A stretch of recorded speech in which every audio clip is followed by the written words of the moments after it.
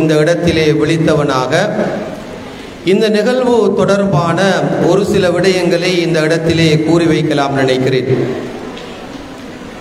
அகில இலங்கை ஜம்மியத்துல் உலமா காத்தான்குடி கிளையினாலே கடந்த 6 மாதங்களுக்கு முன்னால் திருமண சீர்திருத்தம் என்கின்ற ஒரு மகாநாடு ஒன்று ஏற்பாடு செய்ய வேண்டும் என்று இந்த ஊரினுடைய மிக முக்கியமான நிறுவனங்களிலே ஒன்றான பள்ளிவாயில்கள் முஸ்லீம் நிறுவனங்கள் சம்மேளனம் காத்தான்குடி ஜம்மியத்துல் உலமாவை கேட்டுக்கொண்டது. அந்த அடிப்படையிலே இந்த சீர்திருத்தத்தை எங்கிருந்து ஆரம்பிக்கலாம் தொடர்பான ஒரு விடயத்தை காத்தான்குடி ஜம்மியத்துல் உலமா ஆராய்ந்த போது பல சந்திப்புகளை நாங்கள் மேற்கொண்டோம். சுமார் 13 சந்திப்புகளை நாங்கள் இந்த ஊரிலே இருக்கின்ற முக்கியமான சகோதர சகோதரிகளோடும் முக்கியமான இந்த ஊரினுடைய செயற்பாடுகளிலே இருக்கின்ற செயற்பாட்டாளர்களோடும் நாங்கள் சந்திப்புகளை மேற்கொள்கின்ற போது எங்களுக்கு கிடைத்த ஒரு தகவல் தான், இந்த ஊரிலே அதிகமான மௌலவியாக்கள் இருக்கிறார்கள். அவர்கள் இந்த செயற்பாடுகளிலே முன்னின்று செயற்படுகின்ற போது நிறைய விடயங்களை இந்த ஊரிலே நாங்கள் சாதிக்க முடியும் என்கின்ற ஒரு கருத்து பரவலாக பேசப்பட்டது. அந்த அடிப்படையிலே தான் இந்த ஊரிலே இயங்குகின்ற பெண் செயற்பாடுகளை அமைத்து கொள்கின்ற சில முக்கிய நிறுவனங்களோடு நாங்கள் ஒரு கலந்துரையாடலை மேற்கொண்டோம். அதிலே எங்களுக்கு கிடைத்த சில தகவல்கள் உண்மையிலே இந்த ஊரிலே பல மாற்றங்களை நாங்கள் ஏற்படுத்துவதற்கு, இதற்கு முன்னால் ஜாமியா நலிமியாவினுடைய முதல்வர் அவர்கள் சொன்னதை போன்று மிக கூடுதலான இடத்தை வகிக்கின்ற பெண்களிலே இருந்து நாங்கள் மாற்றத்தை உருவாக்குவதற்கு நாங்கள் இந்த பெண் ஆலிமாக்களை, முஅல்லிமாக்களை அல்லது மௌலவியாக்களை பயன்படுத்த முடியும் என்கின்ற ஒரு கருத்து முன்வைக்கப்பட்டது. அதனை தொடர்ந்துதான் நாங்கள் இவ்வாறான தகவல்களை பெறுவதற்காக வேண்டி மதரசாக்களை நாங்கள் நாடினோம். அதிலே கிடைத்த தகவல் தான் 1200 மௌலவியாக்களுடைய பெயர்கள் எங்களுக்கு கிடைத்தது. அதற்கு பின்னர் நாங்கள் பரவலாக பார்க்கின்ற போது சுமார் ஒரு 1500 மௌலவியாக்கள் இந்த ஊரிலே இருக்கிறார்கள் என்கின்ற ஒரு தகவல் எங்களுக்கு கிடைத்தது. உண்மையிலே இந்த ஊரிலே பல செயற்பாடுகளை நாங்கள் அமைக்க வேண்டிய பொறுப்பு எங்களுக்கு இருக்கிறது. பாடசாலைகளுடைய அதிபர்களோடு நாங்கள் பேசுகின்ற போது பாடசாலைகளிலே பெண்கள் மத்தியிலே பல்வேறுபட்ட செயற்பாட்டு திட்டங்களை நாங்கள் மேற்கொள்வதற்கு பாடசாலைகள் தயாராக இருக்கின்றன. ஜம்மியாவின் ஊடாக பல செயற்பாடுகளை நாங்கள் பாடசாலைகள் ஊடாக செயற்படுத்த முடியும் என்று நாங்கள் ஆண் பாடசாலைகளிலே நாங்கள் மாதாந்த நிகழ்வுகளை நாங்கள் நடத்தி வருகிறோம் ஜம்மியாவின் ஊடாக. ஆனால் பெண்கள் படிக்கின்ற பாடசாலைகள் நிறைய எங்களுடைய பகுதியிலே இருக்கிறது. குறிப்பாக பெண்களோடு தொடர்பான பல்வேறுபட்ட சட்டதிட்டங்களை அந்த பெண் மாணவிகள் மத்தியிலே கொண்டு போக வேண்டிய தேவைகள் இருக்கிறது. எனவே இவைகளை நாங்கள் இந்த மௌலவியாக்கள் ஊடாக நாங்கள் செயற்படுத்த முடியும் என்கின்ற ஒரு கருவை, ஒரு எண்ண கருவை அடிப்படையாக வைத்துத்தான் இவ்வாறான ஒன்று கூடலை நாங்கள் மேற்கொள்ள வேண்டும் என்று நாங்கள் யோசித்தோம். இது மட்டுமல்ல, எங்களுடைய ஊரிலே இருக்கின்ற விடயம், எல்லா தரப்புகளிலும் பெண்களுடைய வகிபாவங்கள் இருக்கிறது. ஒவ்வொரு இடங்களிலும் ஆண்கள் அந்த கருத்துக்களை முன்வைப்பதை விட பெண்கள் ஊடாக பெண்கள் சில கருத்துக்களை முன்வைக்கலாம் என்கின்ற விடயங்களை நாங்கள் பார்க்கக்கூடியதாக இருந்தது. குறிப்பாக அந்த திருமண சீர்திருத்தத்துக்குள்ளே நுழைந்ததற்கு பின்னர் தான் இந்த விடயங்கள் பரவலாக எங்களுக்கு கிடைத்தது. அது மட்டுமல்ல, இன்று எங்களுடைய ஊரிலே பேசு பொருளாக இருக்கின்ற இரவு நேர கடைகளுடைய விடயங்களை ஒழுங்குபடுத்துவதற்காக வேண்டி ஜம்மியா பல விடயங்களை மேற்கொண்டு வந்தது. அதிலே ரைஸ் ஸ்ரீலங்கா என்கின்ற ஒரு அமைப்பு இந்த ஊரிலே இருக்கின்ற திருமணங்கள் சம்பந்தமாக, அந்த திருமணங்களிலே விவாகரத்தினுடைய நிலை எப்படி இருக்கிறது தொடர்பான விடயங்களை அவர்கள் எங்களோடு ஜம்மியாவிலே வந்து அவர்களோடு நாங்கள் பேசிக் கொண்டிருக்கின்ற போது அதிலே எங்களுக்கு கிடைத்த சில தகவல்கள், கூடுதலான திருமணங்கள் விவாகரத்தை நோக்கி போவதற்குரிய அடிப்படையான காரணம் பொருத்தமற்ற அந்த திருமண தெரிவு என்கின்ற விடயம் எங்களுக்கு சுட்டிக்காட்டப்பட்டது. எனவே அவைகளை நாங்கள் பெண்கள் ஊடாக எடுத்து சொல்ல வேண்டிய, எடுத்து கொண்டு போக வேண்டிய பொறுப்பு எங்களுக்கு இருக்கிறது. ஏனென்றால் நாங்கள் ஃபிக்ஹிலே படித்திருப்போம். குபு என்கின்ற பொருத்தப்பாடு என்கின்ற ஒரு தலைப்பிலே நாங்கள் படித்திருக்கிறோம். இவைகளிலே இருக்கின்ற ஆழமான அறிவுகளை நாங்கள் பெற்றுக்கொள்ள வேண்டிய மிக பாரிய ஒரு பொறுப்பு எங்களுக்கு இருக்கிறது. எனவே இவைகள் இங்கு நாங்கள் இந்த ஆலிமாக்களுக்கு நாங்கள் கொடுத்து அவர்கள் ஊடாக ஒரு மாற்றத்தை கொண்டு வரலாம் என்று யோசிக்கிறோம். அது மட்டுமல்ல, இன்று இருக்கின்ற இளம் சமூகம், இளம் பெண்கள், இவர்களை வலுப்படுத்த வேண்டிய பொறுப்புகள் எங்களுக்கு இருக்கிறது. சென்ற வாரம் காத்தான்குடி ஜம்மியத்துல் உலமாவுக்கு மட்டக்களப்பிலே இருக்கின்ற ஜாமி உஸ்ஸலாம் பள்ளிவாயிலே இருந்து ஒரு கடிதம் கிடைத்தது. இன்று மட்டக்களப்பிலே பாடசாலை மாணவிகள் என்கின்ற அந்த நிலையையும் தாண்டி அவர்கள் வகுப்புகளுக்கு போகிறோம் என்ற பேரோடு அவர்கள் பல்வேறுபட்ட செயற்பாடுகளை பல்வேறுபட்ட இடங்களிலே அவர்கள் கூடுதலாக அவர்கள் பலவர் சேர்ந்து கொண்டு அவர்கள் திரிகின்ற அல்லது பல பாக்குகளிலே நடமாடுகின்ற அந்த செய்திகள் எங்களுக்கு கிடைத்தது. இது முற்றுமுழுதுமாக காத்தாங்குடியை மட்டும் மையப்படுத்தியதல்ல, ஏறாவூர், ஓட்டமாவடி, இவ்வாறு பல பகுதிகளை சேர்ந்த இளம் பெண்கள் அந்த பகுதிகளிலே நடமாடுகிறார்கள். இவர்களை நாங்கள் நல்ல முறையிலே வலுப்படுத்த வேண்டிய, உண்மையிலே தேவைப்பாடோடு போக வேண்டியவர்கள் இருக்கிறார். தன்னுடைய பாடசாலை கல்வியை அங்கே வகுப்புகளிலே கலந்து கொள்ள வேண்டிய, கலந்து கொள்ளக்கூடிய நல்ல எண்ணத்தோடு போகக்கூடிய அதிகமான பெண்கள் இருக்கிறார்கள், அதிகமான மாணவிகள் இருக்கிறார்கள். அதே போன்று பல்கலைக்கழகம், அதே போன்று தனியார் கல்வி நிலையங்களிலே படிக்கக்கூடிய மாணவிகள், அதே போன்று இளம் யுவதிகள் இருக்கிறார்கள். இதனையும் தாண்டி இந்த பேரோடு நடமாடக்கூடிய பல்வேறுபட்ட இளம் சமுதாய பெண்கள் இருக்கிறார்கள். எனவே இவர்களை எல்லாம் வலுப்படுத்துவதற்கு இந்த ஆலிமாக்களுடைய தேவைப்பாடு எங்களுக்கு இருக்கிறது.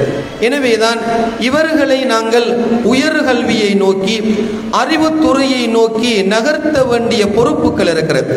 இதனை விட நாங்கள் கடந்த 2 மாதங்களுக்கு முன்னால் குர்ஆன் மதரசாக்களை நடாத்துகின்ற, அங்கு ஓதி கொடுக்கின்ற, கல்வியை கொடுக்கின்ற முஅல்லிமாக்களுடைய கருத்தரங்குகளை நடாத்தினோம். அந்த கருத்தரங்குகளிலே கிடைத்த ஒரு விடயம்தான், இங்கு படிப்பிக்கின்ற அல்லது ஆலிமாக்கள், அதாவது முஅல்லிமாக்கள் என்று குர்ஆன் மதரசாக்களை நடாத்துகின்றவர்களிலே மிக கூடுதலானவர்கள், சுமாராக ஒரு 60% எட்டக்கூடிய அளவுக்கு இருப்பவர்கள், ஆக குறைந்தது அல் குர்ஆனை மனனமிட்டவர்களோ அல்லது மௌலவியாக்களோ இல்லாதவர்கள் தான் இன்று அந்த பணியை செய்யக்கூடிய ஒரு நிலையை நாங்கள் பார்க்கக்கூடியதாக இருந்தது.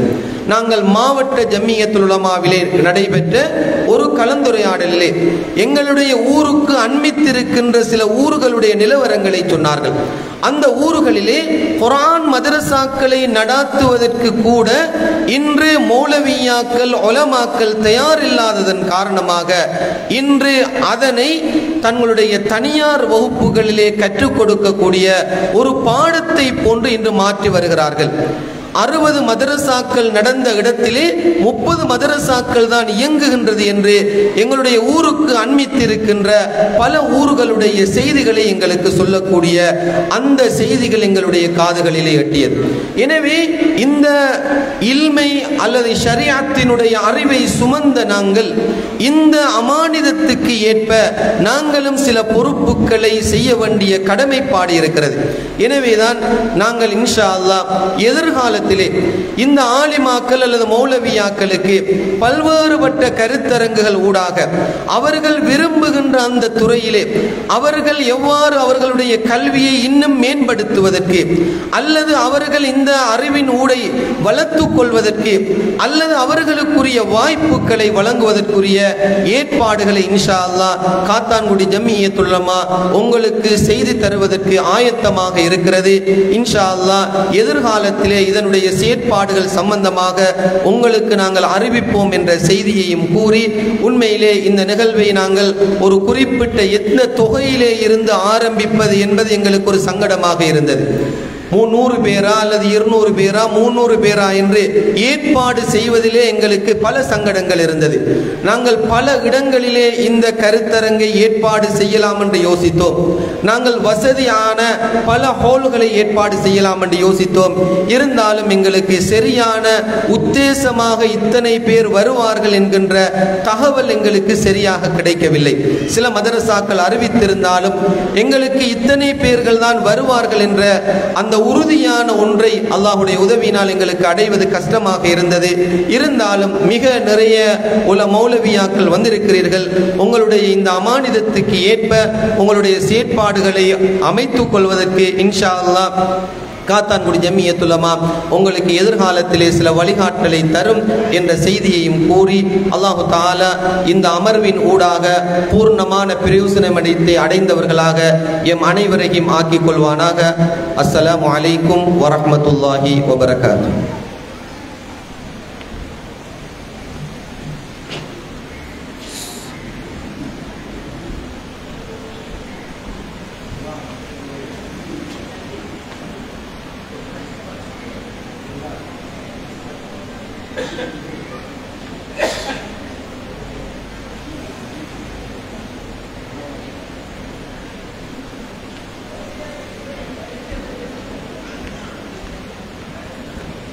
ஜஸாக்குமுல்லாஹு ஹைரா. அகில இந்திய ஜமியத்துல் உலமா காத்தான்குடி கிளையினுடைய செயற்பாடுகளும் எதிர்காலத்திலே மது பிரதேசத்திலே ஆலிமாக்கள் மூலமாக முன்னெடுக்கப்பட வேண்டிய பல்வேறு அம்சங்கள் தொடர்பாக உங்களுக்கு முன்வைத்த அகில இந்திய ஜமியத்துல் உலமா காத்தான்குடி கிளையினுடைய பொதுச் செயலாளர் ஷேக் எம்ஏ ஜவாஹிர் ஃபலாஹி ஹசரத் அவர்களுக்கு மனமார்ந்த நன்றிகளை தெரிவித்துக் கொண்டு எமது இறுதி நிகழ்வுக்கு நாங்கள் வருகிறோம்.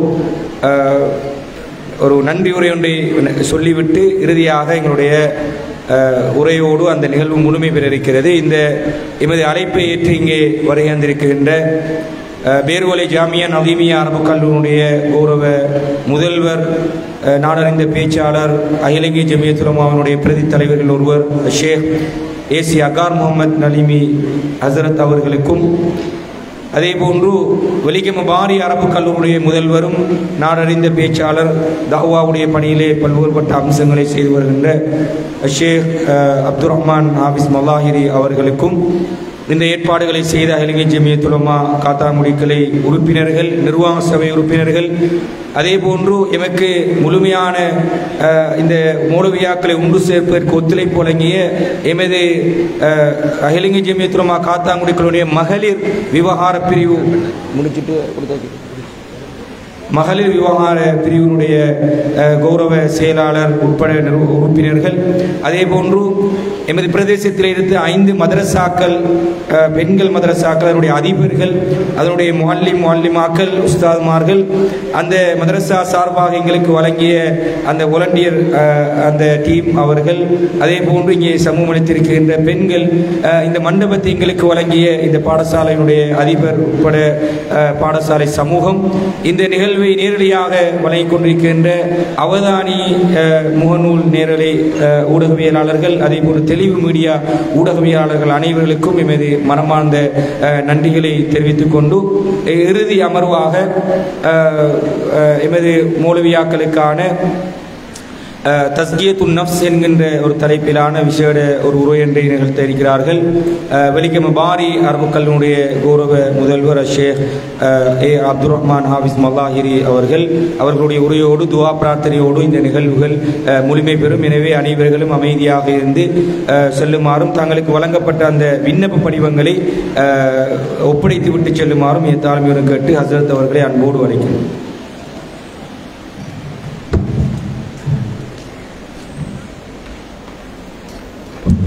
வேண்டிய கால் வரைக்கும் பேசுகிறாங்க. அதே சரி.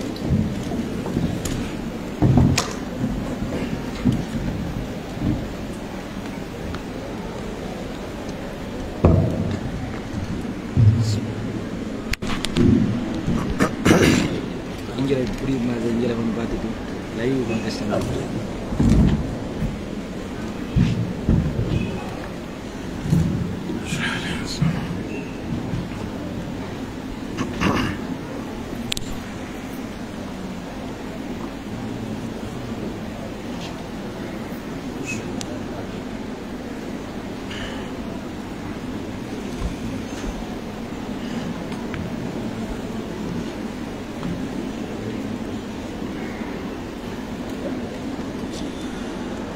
السلام عليكم ورحمة الله وبركاته. الحمد لله رب العالمين، والصلاة والسلام على أشرف الأنبياء والمرسلين سيدنا ونبينا محمد وعلى آله وأصحابه أجمعين، أما بعد، ويقول الله تبارك وتعالى: أعوذ بالله من الشيطان الرجيم، بسم الله الرحمن الرحيم. يا أيها الذين آمنوا قوا أنفسكم وأهليكم نارا وقودها الناس والحجارة عليها ملائكة غلاظ شداد لا يعصون الله ما أمرهم ويفعلون ما يؤمرون. وقال الله سبحانه وتعالى: عسى ربه إن طلقكن أن يبدله أزواجا خيرا منكن مسلمات مؤمنات قانتات تائبات عابدات سائحات ثيبات وأبكارا. وقال الله سبحانه وتعالى: إنما يخشى الله من عباده العلماء إن الله عزيز غفور. صدق الله العظيم. وقال رسول الله صلى الله عليه وسلم: الدنيا كلها متاع وخير متاعها المرأة الصالحة. وقال عليه الصلاة والسلام أيضا: ما تركت بعدي فتنة أضر على الرجال من النساء. رواه البخاري. وقال صلى الله عليه وسلم: المرأة إذا صلت خمسها وصامت شهرها وأطاعت لربها وأدت حق زوجها وحصنت فرجها يقال لها ادخلي الجنة من أي أبوابها شئت، أو كما قال عليه الصلاة والسلام. رواه الحاكم في مستدركه. இந்த சிறப்பான மஜ்லிஸுக்கு தலைமை தாங்கிக் கொண்டிருக்கக்கூடிய காத்தாங்குடி ஜமியத்துல் உலமா அந்த கிளையின் கௌரவ தலைவர் அவர்களே, ஏனைய அந்த ஜம்இய்யாவின் முக்கிய உறுப்பினர்களே, இங்கு சமூகம் தந்திருக்கக்கூடிய இலங்கையின் மூத்த ஆலிம்களில் ஒருவரும் பேர்வலை ஜாமியா நவீமியாவின் முதல்வருமான ஷேக் அகார் ஹதரத் அவர்களே, இங்கு வந்திருக்கக்கூடிய ஆலிமாக்களே, அல்லாஹு சுப்ஹானஹு வ தஆலா உங்கள் அனைவர்களது வருகையையும் கபூல் செய்வானாக, ஏற்றுக்கொள்வானாக. இப்படியான சபைகளில் வந்து கலந்து கொள்பவர்களுக்கு எந்த உயர்ந்த பாக்கியங்களை அல்லாஹ் துனியாவிலும் ஆகிராவிலும் வழங்க இருக்கிறானோ அந்த பாக்கியங்கள் அனைத்தையும் எங்கள் அனைவர்களுக்கும் தந்தருள்வானாக. அல்லாஹுடைய நல்லடியார்களே, இங்க நீங்க வந்திருக்கிறீங்க ஆலிமாக்கள் அல்லது மௌலவியாக்கள் வந்திருக்கிறீங்க. மௌலவி என்பதை அகராதியில் எடுத்து பார்த்தீங்கன்னா அதுக்குரிய கருத்து வரும். அதுக்குரிய பொருள் என்ன கொடுத்திருக்கிறாங்கண்டா, அஸ்ஸாஹித், உலகப்பற்றற்ற தன்மையோடு வாழக்கூடியவர், ஆகிரத்தை மறுமையை குறிக்கோளாக எடுத்து மறுமையை தன்னை கண்ணுக்கு முன்னால் வச்சு வாழக்கூடியவர்களை மௌலவி என்று அழைப்பாங்க. அதே சொல்ல அதே பட்டத்தை அல்லது அதே ஒரு சிஃபத்தை நீங்களும் சுமந்து நிற்கிறீங்க. உங்களுக்கு அல்லாஹு சுப்ஹானஹு வ தஆலா இந்த சமூகத்தில் ஒரு தனியான மரியாதையை கௌரவத்தை தந்திருக்கிறான். எதனால் அந்த மரியாதை கௌரவம் என்றா, நீங்கள் அல்லாஹ்வுடைய ரசூலுடைய அந்த பொக்கிஷங்களிலிருந்து வந்த இல்மை உங்களோட நெஞ்சங்களில் சுமந்திருக்கிறீங்க. உங்களோட கல்வியில் இருக்கக்கூடிய உங்களோட சிந்தனையில் இருக்கக்கூடிய அறிவு சாதாரண இடத்திலிருந்து உருவாக்கப்பட்டதல்ல, ரப்புல் இஸ்ஸத் அல்லாஹ் ஜல்ல ஜலாலுஹுடைய ஒரு உயர்ந்த சிஃபத்திலிருந்து வந்தது. நீங்க பாருங்க, ஆலிம் என்று சொல்லேலும் ஆலிமான்னு சொல்லேலும் இதனுடைய மூலச்சொல் அல் இல்ம் என்ற அந்த மஸ்தரில் இருந்து மூலச்சொல்லில் இருந்து வருகிறது. இல்ம் என்பது அல்லாஹ்வுடைய சிஃபாத்துல் மஆனில, உயர்ந்த அந்த சிஃபாத்துல் மஆனில ஒரு சிஃபத்தாக இருக்கிறது.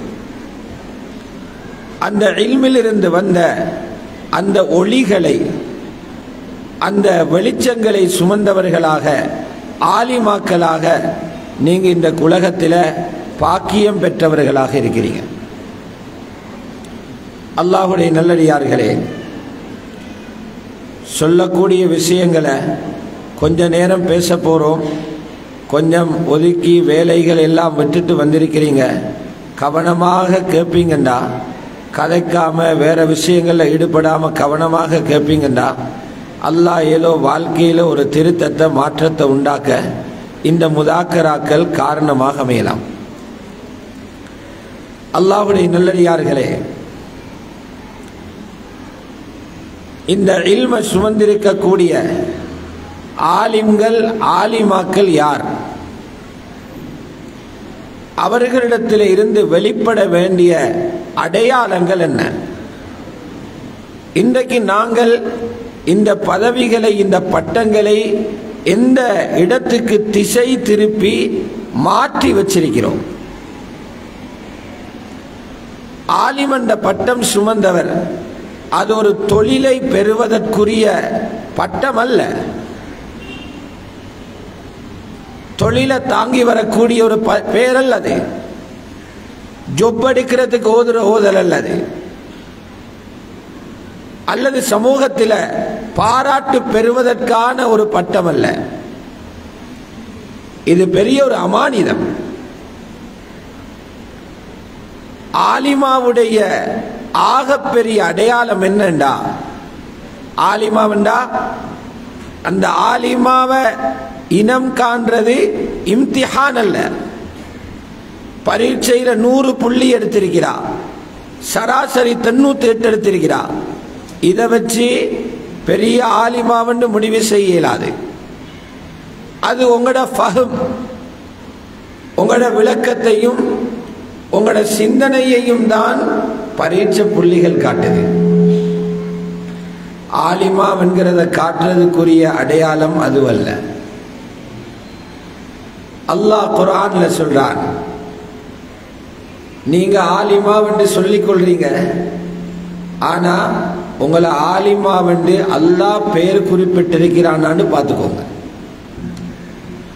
ஊரும் உலகமும் ஆலிமா என்று சொல்லி வேலை இல்லை, அல்லாஹ் எங்களை ஆலிமா பட்டியல்ல சேர்க்கலைன்னா. அல்லாஹ் சொல்றான், நாங்க ஆலிமா என்று யாரை பார்க்கிறோம் தெரியுமா? யாருடைய உள்ளத்தில் என்னுடைய அச்சம் இருக்குதோ அவங்க தான் ஆலிமாக்கள். யாரிடத்தில் அறிவு கூட வளர்ந்திருக்குதோ, அறிவை எடை போடுறது பரீட்சையாலே அல்ல, அறிவை எடை போடுறது நூல்களை எழுதும் எழுத்தாலே அல்ல, அறிவை எடை போடுறது திறமையான பேச்சுகளாலே அல்ல, அறிவை எடை போடுறது அல்லாஹ்வுடைய பயத்தால. யார்கிட்ட ரப்பட பயம் அதிகம் இருக்குதோ அவங்களோட அறிவு உச்ச நிலைக்கு வளர்ந்திருக்குது என்ற அடையாளம். குர்ஆன் என்ன சொல்லுது? இன்னமா யக்ஷல்லாஹ மின் இபாதிஹில் உலமா.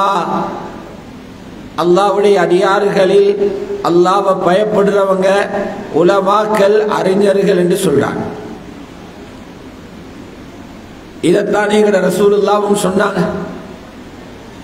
சஹீஹுல் புகாரியில வருது, அன அஅலமுக்கும் பில்லாஹ், உங்கள் எல்லாரை விடவும் அல்லாஹ்வை மிச்சம் அறிஞ்சவன் நான் தான். அகீதாவுடைய அறிவு, ரப்ப பத்தி அறிவு ரசூலுல்லாஹ்வுக்கு இருந்தது போல யாருக்கும் இருக்கல. நபி அவங்க சொன்னாங்க, தன்னை ஆலிமன் அல்ல அலம் என்று சொன்னாங்க. அஃதலு தஃதீல், நான் உங்கள் எல்லாரை விடவும் ரப்ப மிகவும் அறிஞ்சவன் என்று சொன்னாங்க.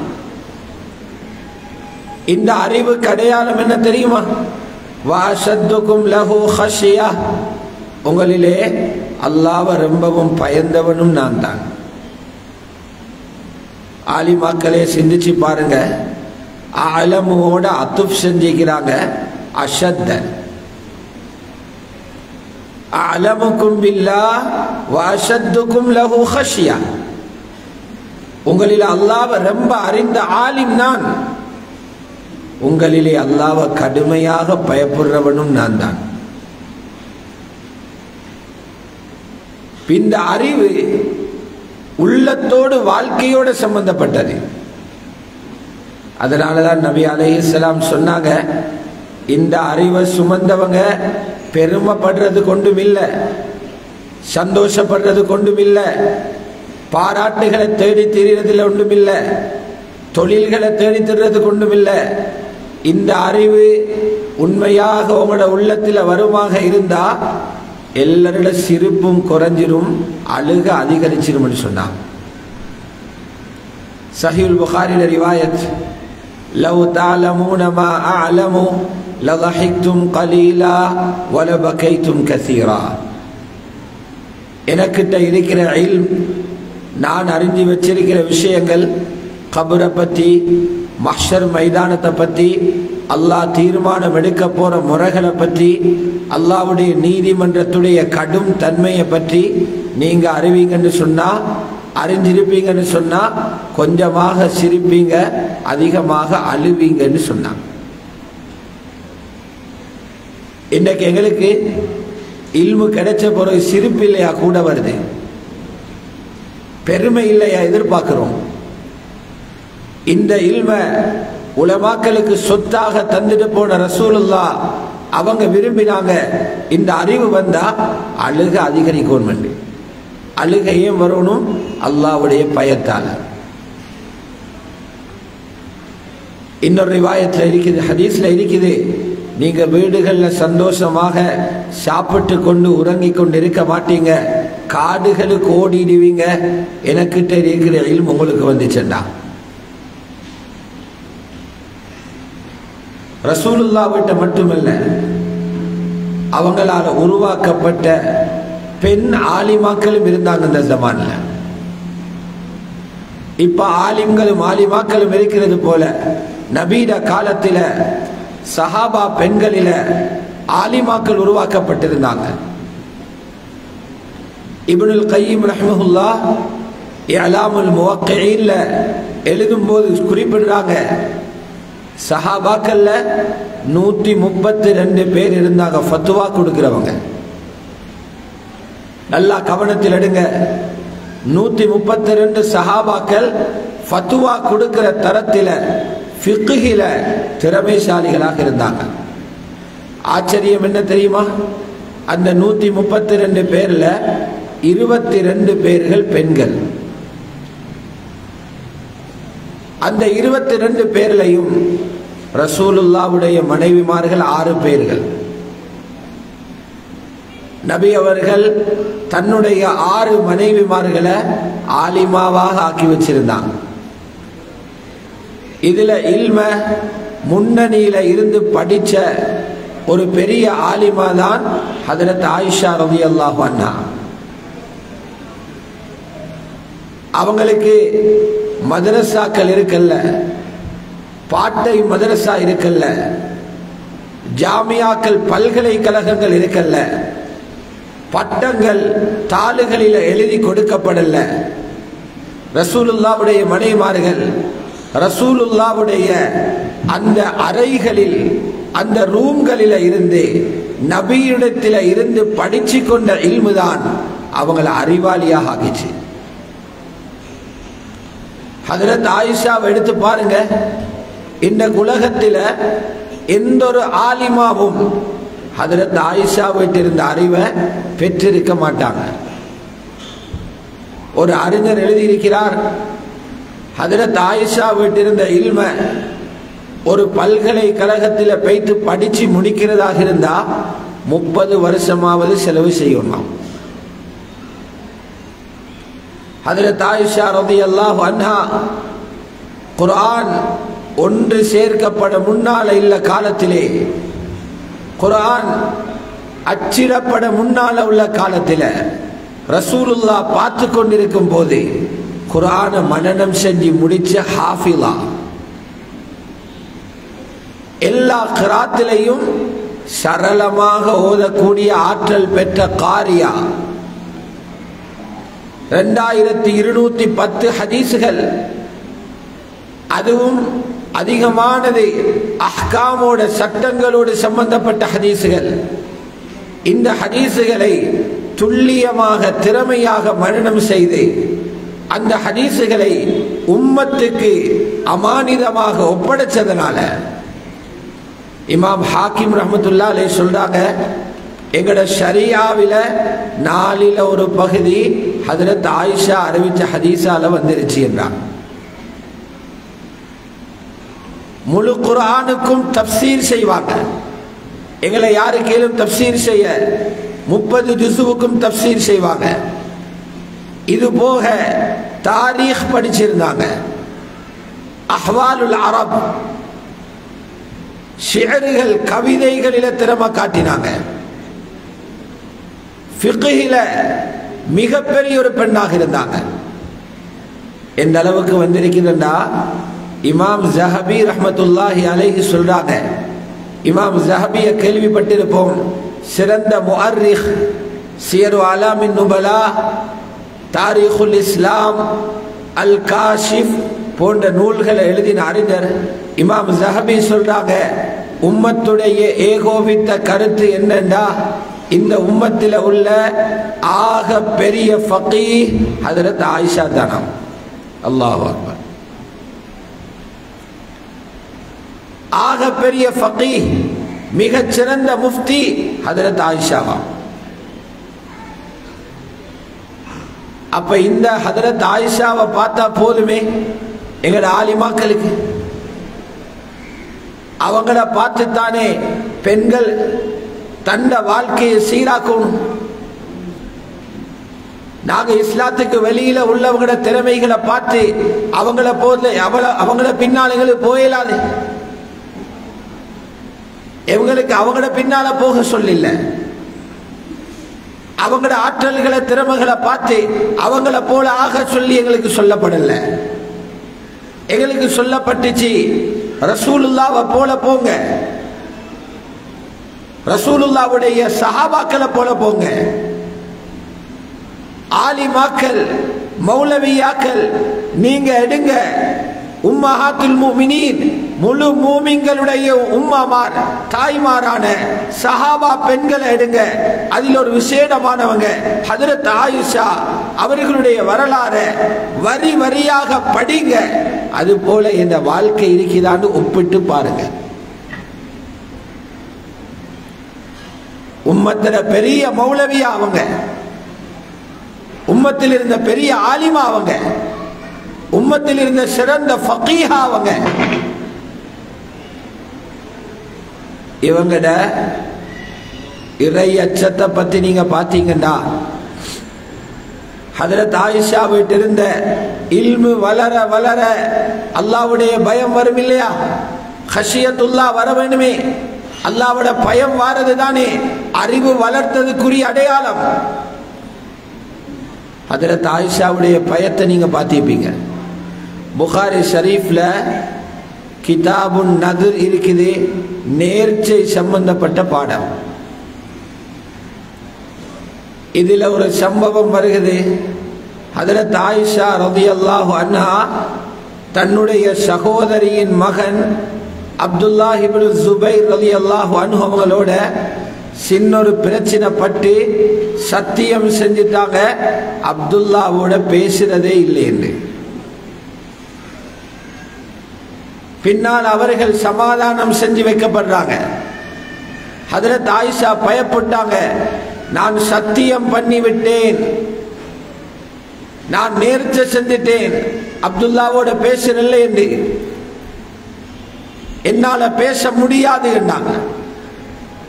மாணவர்களும் அப்துல்லாஹ் இப்னு ஜுபைரும் ரொம்ப முயற்சி செஞ்சு அப்படி அல்ல, ஒரு முஸ்லிமோட 3 நாளைக்கு மேலாக கதைக்காம இருக்க முடியாது, அந்த நிலைமையில மரணம் வந்தா நேரடியாக நரகம் போக வேண்டி வரும் என்ற ஹதீஸை சொல்லி காட்டின நேரம் ஹஜ்ரத் ஆயிஷா ஒத்துக்கொண்டு அப்துல்லாஹ் இப்னு ஜுபைரோட பேசினான்.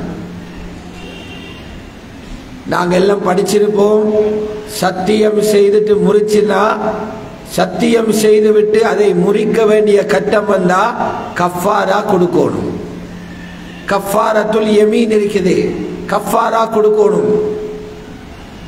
ஹஜ்ரத் ஆயிஷா ரலியல்லாஹு அன்ஹா என்ன கஃபாரா கொடுத்தாங்க தெரியுமா?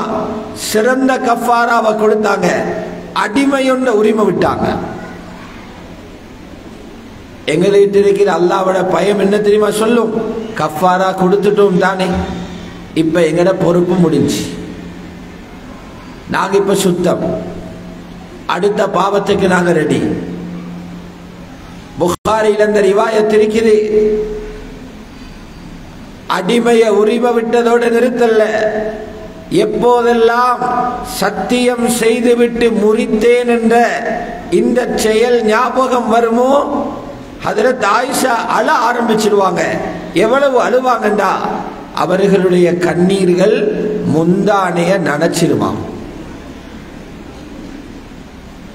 பல்லத் துமூஉஹா ஹிமாரஹா ஹதீஸ்ல இருக்குது, கண்ணீர்கள் அவர்களுடைய முந்தானைய நனைச்சிடும்.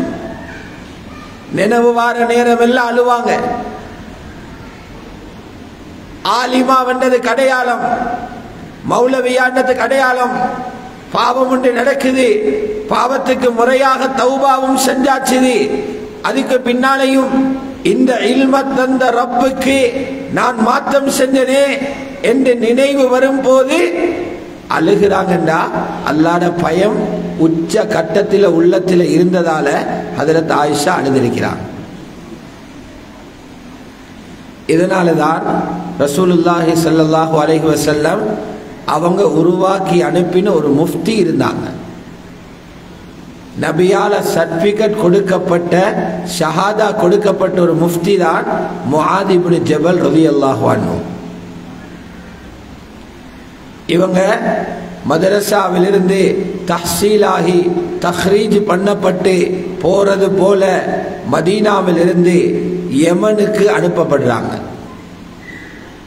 ஆலிமாக்கள் மதரசாவில் அவுட் ஆகிற நேரம் பட்டமளிப்பு விழாக்கள் வைப்பாங்களே, அதில் உஸ்தாதுமார்கள் புத்தி சொல்வாங்களே, இதே போல முஆத் இப்னு ஜபல் ரலியல்லாஹு அன்ஹு மதீனாவில் இருந்து யமன் நாட்டுக்கு தாவாவுடைய பணிக்காக அனுப்பப்படுறாங்க.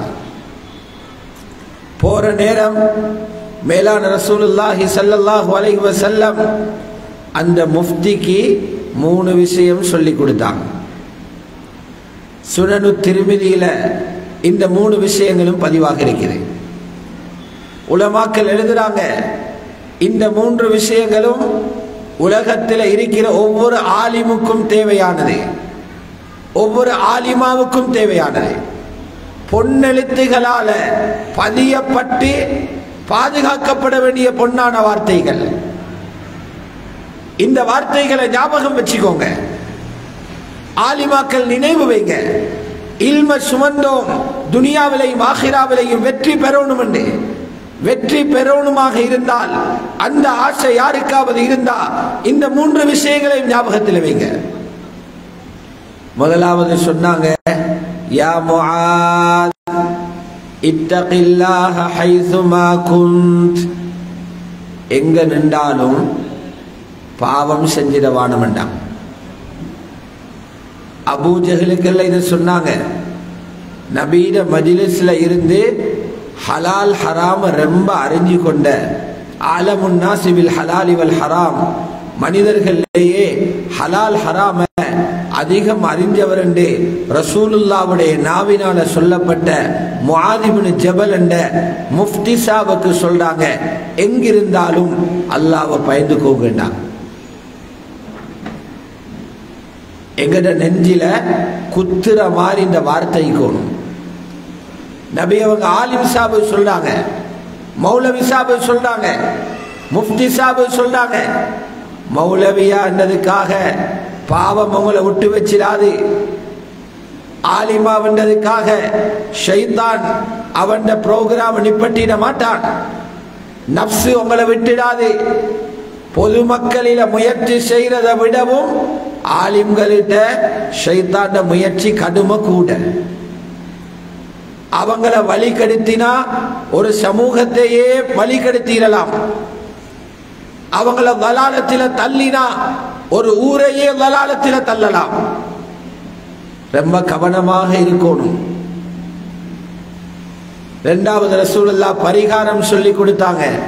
முஆத், மனிதன் என்ற வகையில் ஏதாவது தப்பு தவறுகள் நடந்துவிட்டால் மனம் தளர்ந்து பேய்த்திராதீங்க. பாவம் நடந்த பிறகு தொடர்ந்து ஒரு நன்மையை செய்திருங்க. நன்மை பாவத்தை அழிச்சிடும். வாத்பிஇ ஸய்யிஅத்தல் ஹஸன தம்ஹுஹா. மூணாவது சொன்னாங்க நபி அலைஹிஸ்ஸலாம், முந்தின ரெண்டும் ரப்போட தொடர்பானது, அல்லாஹ்வுடைய ஹக்கோட தொடர்பானது. மூணாவது விஷயம் ஆலிமாக்களுக்கு மிகவும் தேவையான ஒரு விஷயம், மக்களோட புலங்குங்க. ஆண்கள் ஆண்களோட புலங்குங்க, பெண்கள் பெண்களோட புலங்குங்க. எப்படி புலங்கணும் தெரியுமா? எப்படி பழகணும் தெரியுமா? பிஹுலுகின் ஹஸன், நல்ல குணத்தோட பழகுங்கண்ணா. இதிலிருந்து ரசூலுல்லாஹ் உணர்த்துறாங்க, ஆலிம்கள் ரெண்டு இடத்தோட தொடர்பை பேணணும்.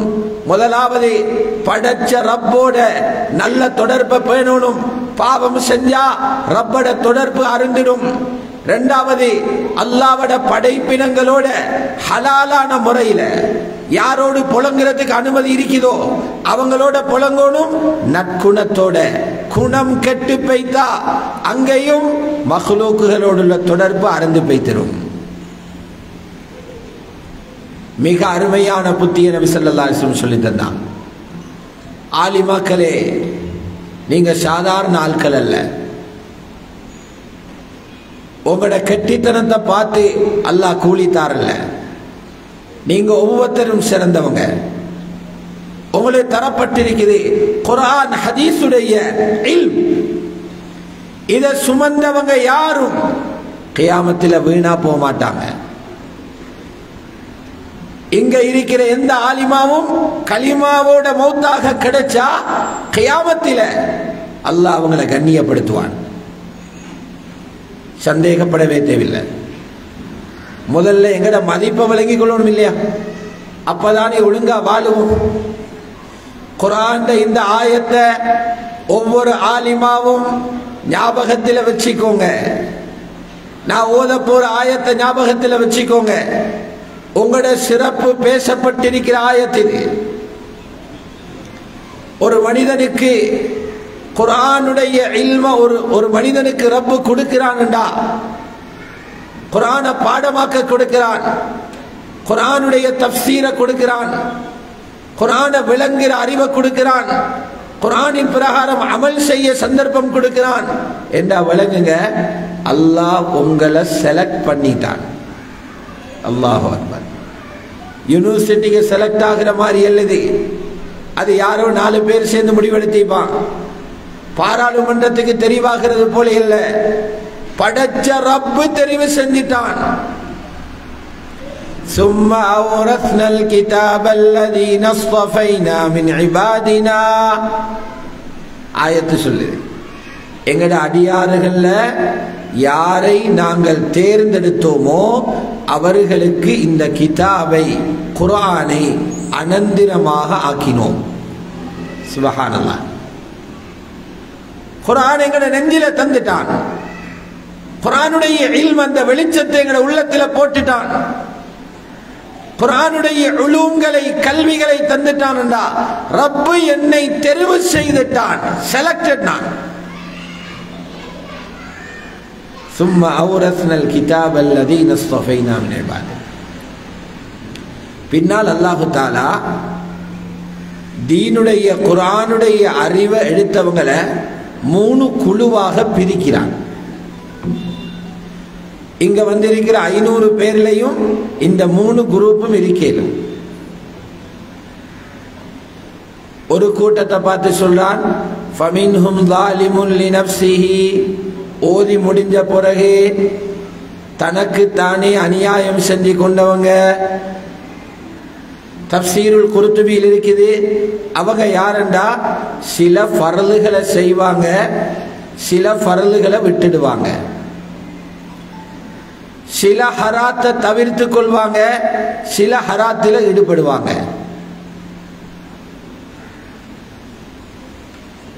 மக்ரூஹ்களை செய்வாங்க, சுன்னத்துகள்ல பேணுதல் இருக்காது. லாலிமுல் லினஃப்ஸிஹி, தனக்கு தானே அநியாயம் செய்யற கூட்டம். அல்லாஹ் பாதுகாக்கணும். நிறைய பேர் அப்படித்தான் ஈப்பாங்களா.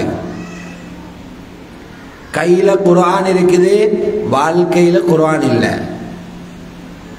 குர்ஆனை படிச்சிருக்கிறார் என்ற ஷாஹித் வீட்டு சுவரில் தொங்குது, வாழ்க்கையில குர்ஆன் புறக்கணிக்கப்படுது.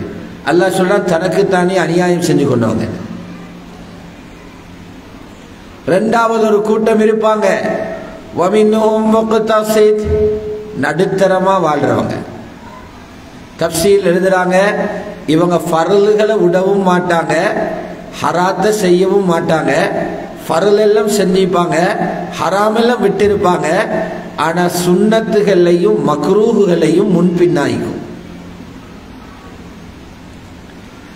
மூணாவது கூட்டம் சொல்றான், இப்படி ஆட்களை பிறக்கி தட்டித்தான் எடுக்கணும்.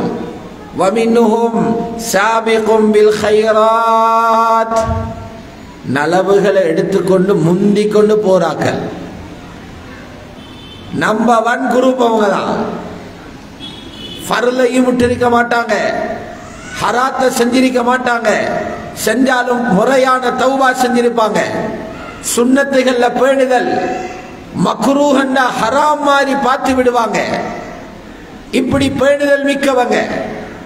ஆனால் அந்த இடத்தை அடைகிறதுக்கு அல்லாஹ்விட பெரிய அருள் ஒன்று சொல்றான். ذَلِكَ هُوَ الْفَضْلُ الْكَبِيرُ, அது பெரிய பாக்கியம் என்றான். PhD முடிக்கிறத ஃபதுலுல் கபீர்னு சொல்லல. ஆனா உலகத்தில் தேவையெல்லாம் செஞ்சு கொள்ள வேண்டியதான். ஓதின இல்மின் படி ஹராத்தை விட்டு வாஜிப செஞ்சு மக்ரூஹாத்துகளை தவிர்த்து சுன்னத்துகளை பேன்றவங்களை சொல்றான். அப்படி பேணுதலாக ஒரு ஆலிமாவுக்கு குர்ஆன் கொடுக்கப்பட்டவருக்கு வாழையிலும் என்றா ذَلِكَ هُوَ الْفَضْلُ الْكَبِيرُ என்று குர்ஆனை ஏலான் செய்து பெரியோரு பாக்கியமாவது. ஆனா சந்தோஷப்பட வேண்டிய விஷயம் என்ன தெரியுமா? இந்த 3 கூட்டத்தையும் முதலாவது கூட்டம் இருக்கிறாங்களே, முதலாவது கூட்டம் இவங்களுக்கு அல்லாஹ் சின்ன சின்ன தண்டனைகளை கொடுத்து கியாமத்தில் மன்னிப்பானாம். இரண்டாவது கூட்டம் அவங்களை லேசா விசாரணை செய்வான், ஹிசாப யசீரா. மூணாவது கூட்டம் கேள்வி கணக்கே இல்லையாம் அவங்களுக்கு. கடைசியில இந்த சகல ஆலிமாக்களும் அதினண்ட சொர்க்கத்துக்கு போவாங்க. ஜன்னாத்து அத்னி யதுகுலூனஹா, அதினண்ட சொர்க்கத்தில் நுழைவாங்க. அல்லாமா ஷின்கீதி ரஹ்மத்துல்லாஹி அலைஹி தஃப்சீரு அல்வாஇல் பயான்ல எழுதுறாங்க, இந்த ஆயத்தில் யதுகுலூனஹான்னு பன்மையாக சொல்லிக்கிறாங்க. அவங்க எல்லாரும் நுழைவாங்க. அந்த பன்மையை காட்டக்கூடிய எழுத்து தான் ஜம்உடைய வாவு, அந்த வாவோட எதுகுலூன மட்டும் வர இல்லை என்றா அந்த 3 கூட்டத்திலையும் ஒரு கூட்டம் தான் சொர்க்கம் போகும் என்று விளங்கெடுத்திப்போம். எதுகுலூன என்று பன்மையாக சொன்னதால தான் எங்களுக்கு புரியுது இந்த குர்ஆன் கொடுக்கப்பட்ட அவ்வளவு பேரும் சொர்க்கம் போவாங்க. இந்த வாவு இருக்குதே தங்க நீரினால எழுதப்படுவாம். வாவுன் துக்தபு பிமாஇ ஸஹப், பொன்னீரால் எழுதப்பட வேண்டிய வாவு என்று சொல்லியிருக்கிறான். அல்லாஹ் அனைத்து ஆலிம்களையும் ஆலிமாக்களையும் அவன் சொன்னது போல அதினண்ட சொர்க்கத்துக்கு அனுப்புவானாக. அல்லாஹ்வுடைய நல்லடியார்களே, இவ்வளவு பெரிய பாரிய ஒரு பொறுப்பென்ற சுமந்து கொண்டு வந்திருக்கிறீங்க. ஆலிமாக்கள் எங்கிருந்து யோசனை பண்ணுங்க. நீங்க ஓதினீங்க, ஓதினதுக்கு பின்னால நீங்க என்ன செஞ்சுக்கிறீங்க? இன்றைக்கு நிறைய பேருட தலையில் ஒரு குழப்பம் இருக்குது.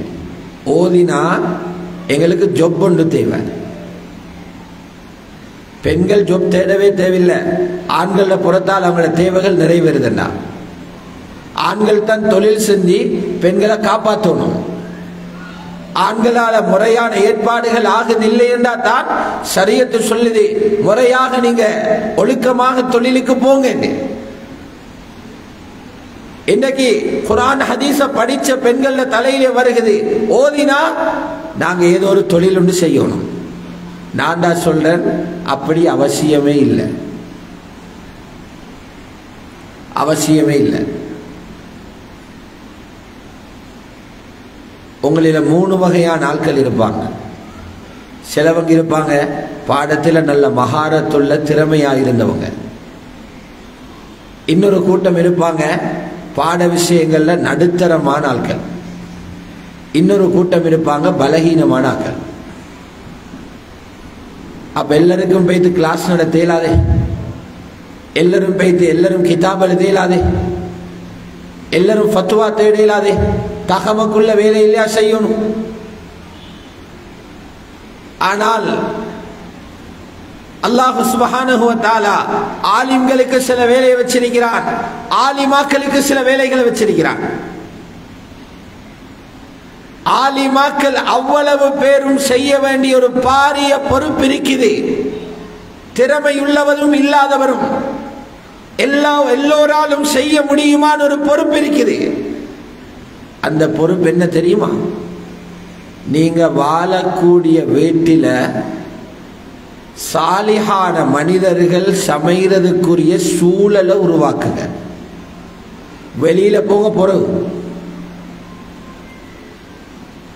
இத பாடத்தில முட்டை எடுக்கிற 0 எடுக்கிற புள்ளைக்கும் இதை செய்யணும். ஒவ்வொரு பாடத்திலையும் 10 புள்ளிகள் தான் எடுக்கிறான். அந்த ஆலிமாவுக்கும் இந்த வேலை செய்யணும். இது உங்களின் மீது ஃபர்லான பொறுப்பு. நீங்க மதரசா ஒன்றுல போய் ஓதி கொடுக்கிறது ஃபர்லு கிஃபாயா. எல்லாரும் ஓதி கொடுக்கணும் இல்லை. நீங்க இல்லைன்னா இன்னொரு ஆள் ஓதி கொடுப்பாங்க. ஆனால் நீங்க வாழுகிற வீட்டில ஈமானுடைய சூழலை உண்டாக்குறது ஒவ்வொரு ஆலிமாவின் மீதும் ஃபர்து ஐன் செய்தே ஆகணும். ஊரை திருத்துறதுக்கு முன்னால தான் வாழுகிற வீட்டை சீராக்கணும். அல்லாஹ் ரப்பல் இஸ்ஸத் குர்ஆனில் இந்த பொறுப்பை எப்படி சொல்றான்னு பாருங்க. ஷரியத்தில் எப்பவும் தன்னை மறந்து அடுத்தவர்களுக்கு பணி செய்யறத ஷரியத் உற்சாகப்படுத்துறல்ல. அது தீனிலேயும் தான் துனியாலேயும் தான். துனியாவுடைய விஷயத்துல பாருங்க, நீங்க எப்படி செலவழிக்கணும். ஒரு மனிதன் சம்பாதிக்கிறாரு, கையில பணம் கிடைக்குது, அதை எப்படி செலவிடணும், யாருக்கு முதல்ல செலவு கொடுக்கணும். முதலாவது கிடைக்கிற காசை வாப்பாக்கு கொடுக்கிறதா, தந்தைக்கு கொடுக்கிறதா, தகப்பனுக்கு கொடுக்கிறதா, மனைவி கொடுக்கிறதா, பிள்ளைகளை கொடுக்கிறதா? இல்ல, ரசூலுல்லாஹ் சொன்னாங்க, இப்தா பி நஃப்ஸிக், முதலாவது உங்களுக்கு செலவழிங்க, உங்களை கொண்டு தொடங்குங்க. அதுக்கு பிறகுதான் நீங்க யாரு கட்டாயம் செலவு கொடுக்கணுமோ அவங்கள பார்க்கணும். சும்மா பிமன் தஊல், உங்களோட உதவி எதிர்பார்த்து உங்களோட செலவை எதிர்பார்த்து நிற்கிறாங்களே அவங்க அடுத்த கட்டம். துனியாவில் செலவழிக்கிறதுலேயே தன்னைத்தான் முதலாவது பார்க்க சொல்லி. ரமலான்ல கொடுக்கிறோம் ஜகாத்துல் ஃபித்ர், பெருநாள் அன்றைக்கு கொடுக்கிற அமல், ஃபர்லான் அமல். இதிலே படிச்சிருப்பீங்க, ஒரு குடும்ப தலைவர் அவருக்கு குடும்பத்தில் இருக்கிற எல்லாருக்கும் ஜகாத்துல் ஃபித்ர் கொடுக்க வசதி இல்லை, ஒரு ஆளுக்குரிய ஜகாத்துல் ஃபித்ர் தான் கொடுக்கணும். இப்ப என்ன செய்யணும்? அவரோட ஜகாத்துல் ஃபித்ரை நிறைவேற்றணும். ஷரியத் சொல்லுது, உங்களை முதலாவது பாருங்க. தீனிலையும் தன்னைத்தான் முற்படுத்த சொல்லிக்குது, துனியாவிலையும் தன்னைத்தான் முற்படுத்த சொல்லிக்கு. இது போல அல்லாஹ் சுப்ஹானஹு வ தஆலா குர்ஆன்ல முஃமினான ஆண்கள் பெண்கள் அனைவர்களையும் விழித்து பேசுறான், அனைவர்களையும் பார்த்து பேசுறான். யா அய்யுஹல்லதீன ஆமனூ, யா அய்யுஹன் நாஸ்ன்னு சொல்லல, யாரை பார்த்து பேசுறான்? ஈமான் உள்ளவர்களே என்று பேசுறான். ஈமான் உள்ளவர்களே, உங்களோட முதலாவது கடமை என்ன? பொதுவாக எல்லா மூமின்களையும் பேசுறான். அப்ப ஆலிமாக்கள் இதுல எவ்வளவு பெரிய வகிபாகம் இருக்குது. ஈமான் உள்ளவர்களே, கூ அன்ஃபுஸக்கும், முதல்ல நீங்க நரகத்தில் விழுந்திடாம பாதுகாத்துக்கோங்க. உங்களை நரகத்திலிருந்து பாதுகாக்கிறது முதலாவது கடமை. நீங்க பாதுகாத்துக்கோங்க. ஆலிமாக்களே, இந்த இடத்திலிருந்து சிந்திச்சு பாருங்க, உங்களை பாதுகாக்கிறதுக்குரிய ஏற்பாடுகள் சரியான்னு பாருங்க.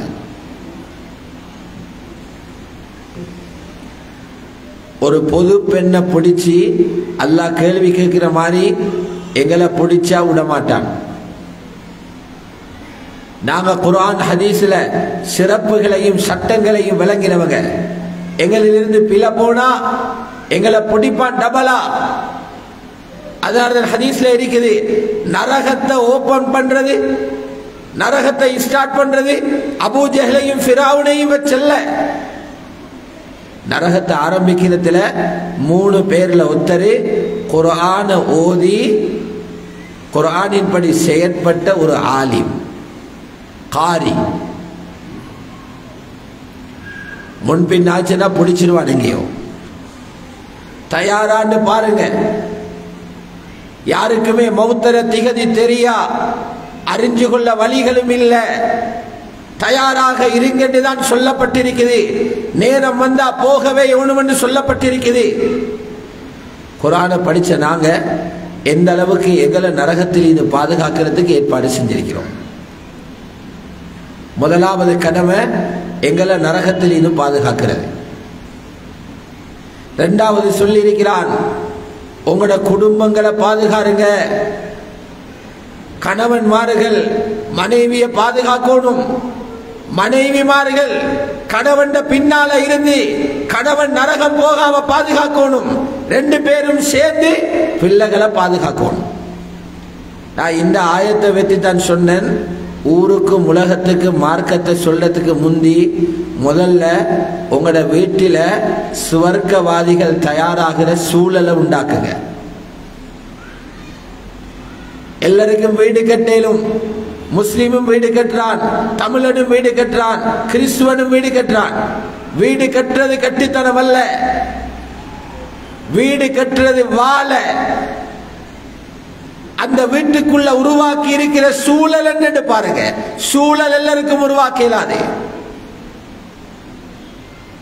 வீடு கட்டுறது வாழ்றதுக்கு, சூழல் உருவாக்குறது வளர்றதுக்கு, அல்லாஹ் வீட்டை எடுபடுறதுக்கு. இந்த ஆயத்தில் சொல்றான், உங்களையும் குடும்பத்தையும் பாதுகாத்துக்கோங்க நரகத்திலிருந்து. அதுக்கு தேவை பிள்ளைகள் மனிதன் வளர்ற இடம் வீடு. அந்த வீட்டுக்குள்ள நரகத்தில் இருந்து பாதுகாக்கிறதுக்கு தேவையான ஒரு சூழலை உருவாக்குங்க. பி சாலிஹா, சாலிஹான ஒரு சூழலை உருவாக்குங்க. சூழலை உருவாக்குற பொறுப்பு வீட்டில் இருக்கிற பெண்களுக்கு தான் அதில் பெரிய பங்களிப்புக்குது. சூழலை உருவாக்குங்க. நீங்களே பாருங்க, நீங்க ஆலிமாவாக இருக்கிறீங்க, உங்களோட வீட்டில் வளரக்கூடிய பிள்ளைகள் சாலிஹானவளாக வருவாங்களா அல்லது அதுக்கு மாற்றமானவங்களாக வருவாங்களா? போற போக்க பார்த்தா எப்படி விளங்குது? சின்ன வயசுல எந்த பிள்ளைய பார்த்தாலும் சஹாபி போலதான் இருக்கும்.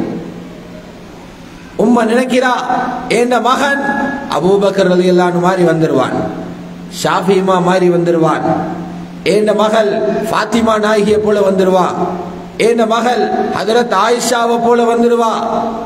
உம்மா நினைக்கிறா 15 வயசு ஆகணும், அப்பதான் அவங்களோட உண்மையான கலர் விளங்கும். அபூ பக்கராக போறாரா அபூ ஜஹிலாக போறாரா?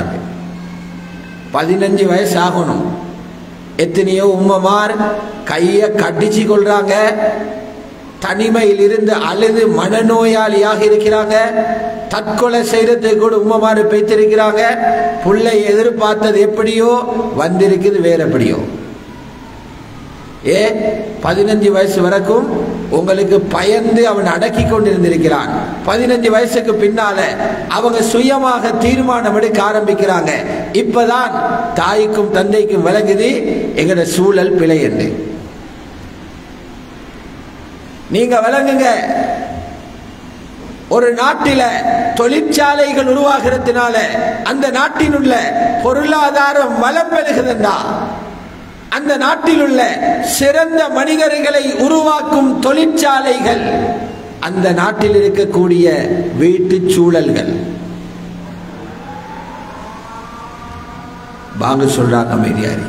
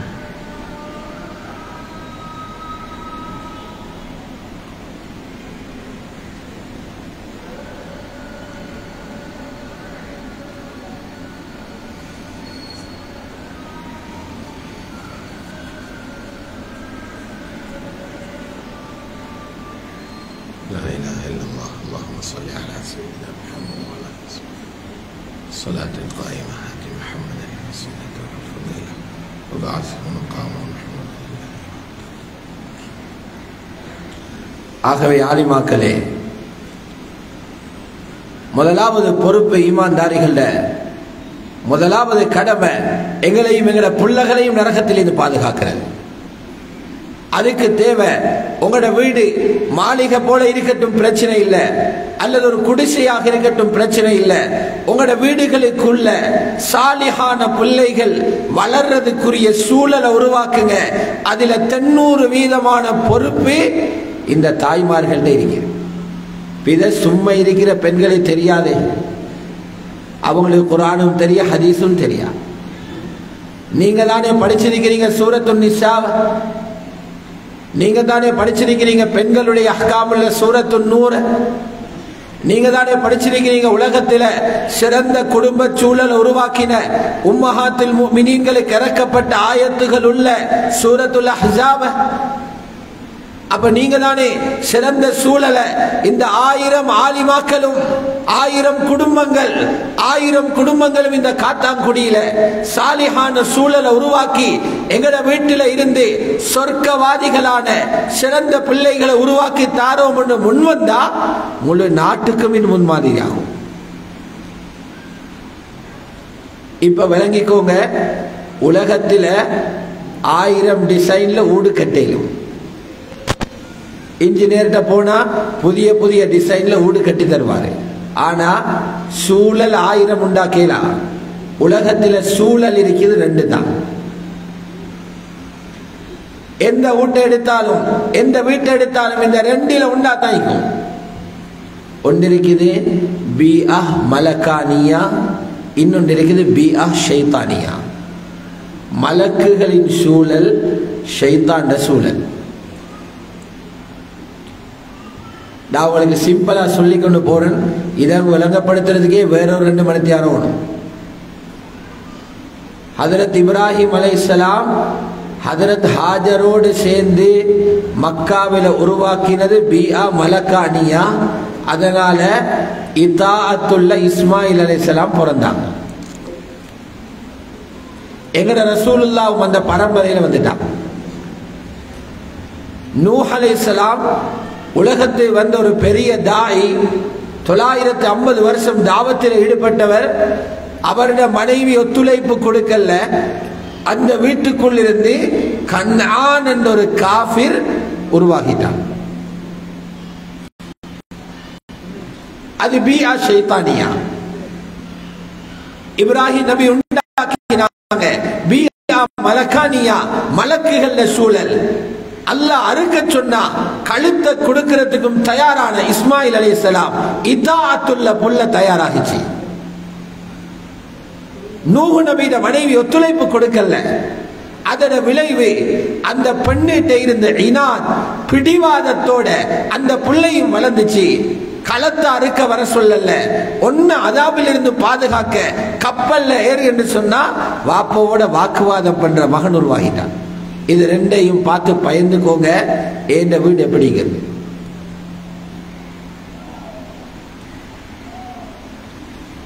பிஆ மலக்கானியான்னு ஏன் தெரியுமா சொல்ற?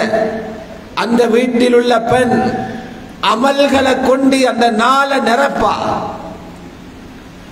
மலக்குகள சூழல் உள்ள வீடு அது எத்தனை மணிக்கு ஃபங்க்ஷன் ஆகுது, ஸ்டார்ட் ஆகுதுன்னு பார்த்தீங்கன்னா அவங்களோட வீடுகள் தஹஜ்ஜுதில் இருந்து இயங்க ஆரம்பிக்கும். தொலைமானவங்க தஹஜ்ஜுத் தொழுவாங்க, ஏலாதவங்க தஹஜ்ஜுத்தில் எழுப்பி இஸ்திக்ஃபார் அளிப்பாங்க, துஆவில் அளிப்பாங்க. இன்றைக்கு பாருங்க எத்தனை வீட்டில் தஹஜ்ஜுத் தொழுதாங்க. மலக்குகள்ல சூழலை உருவாக்குற தாய்மார்கள் வீட்டை இயக்குவாங்க தஹஜ்ஜுதால. இதனால்தான் சஹீஹான ஹதீஸ்ல வந்திருக்குது, ஒரு வீட்டில மனைவி உற்சாகத்தோட தஹஜ்ஜுத் எழும்புறா, வுது செய்து தஹஜ்ஜுத் தொழுதுட்டு கணவரையும் தஹஜ்ஜுத் எழுப்புறா. ரசூலுல்லாஹ் என்ன சொன்னாங்க? மக்கள் எல்லாம் பயத்தோட இருக்கிற மஹ்ஷர் மைதானத்தில் இந்த பெண்ணை அல்லாஹ் பசுமையாக்கி வைப்பானாங்க.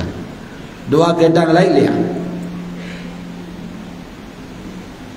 தஹஜ்ஜுதுக்கு எழுப்பி கணவனை தொலை வைக்கிறதுக்கு இந்த கூலி என்ன? ஏன் அந்த கூலி தெரியுமா?